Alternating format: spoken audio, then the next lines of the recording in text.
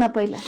कसरी गर्ने सपोर्ट भन्नु त के भन्ने त त्यसबाहेक उसलाई चाहिँ कसरी चाहिँ उसँग कसरी ट्रिट गर्ने भन्नु न कसरी बिहेभ गर्ने एकदम राम्रो क्वेसन गर्नुभयो कसरी गर्ने त कसरी गर्ने यसमा त्यो चाहिँ त घरमै तीन चीज छ के छ भन्नु त एउटा चाहिँ फ्यामिली छ परिवार छ पियर छ के हो पियर साथी संगी हजुर अर्को चाहिँ समुदाय छ यो सोसाइटी तीन चीजले चाहिँ बुझ्न जरुरी छ सबैभन्दा पहिला हजुर कहाँ बस्नुहुन्छ म अहिलेको परिवारसँग बस्नुहुन्छ नि मैले भन्न खोजेँ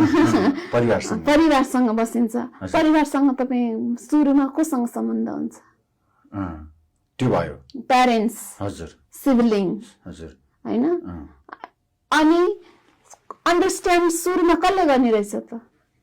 फ्यामिलीले गर्ने प्यारेन्ट्सले होला सिबलिङले होला अनि अर्को कुरा कहाँ पियरको तपाईँ कोसँग बढी घुलमिल हुन चाहनुहुन्छ कोसँग बढी समय बिताउन चाहनुहुन्छ साथी संगीको कुरा अर्को समुदायले परिवार र साथी संगीलाई चाहिँ यो कुरामा चाहिँ राम्रो हो है र यो कुरा यो नराम्रो हो है भनेर चाहिँ एउटा राम्रो वातावरण र स्टिग्मालाई चाहिँ हटाउने काम चाहिँ समुदायले गर्ने हो कसरी गर्ने भन्नु त के भन्ने त ल के भनेर गर्ने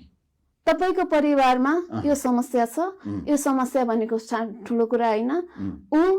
अरु सरह नै समुदायको अरु सरह मान्छे चाहिँ उ पनि त्यस्तै मान्छे हो अलिकति उसलाई चाहिँ एउटा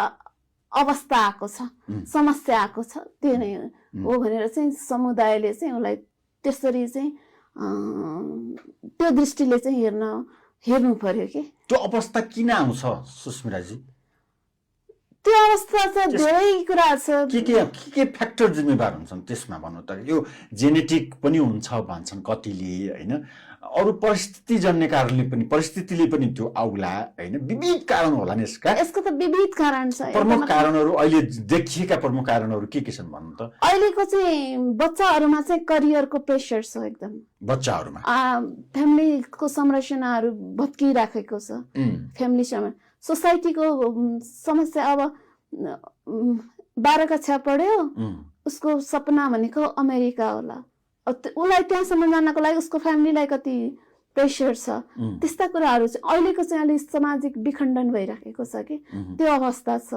कसैले चाहिँ अब कसैको चाहिँ व्यक्तिगत जीवनमै नराम्रो आफ्नो नजिकको व्यक्तिहरुको बिछोड होला अथवा हैन आफ्नो परिवारसँग सम्बन्ध नराम्रो होला तर अहिलेको बच्चाहरुमा चाहिँ बढी यो करियर प्रेसर नै छ मैले देख्दाखेरि चाहिँ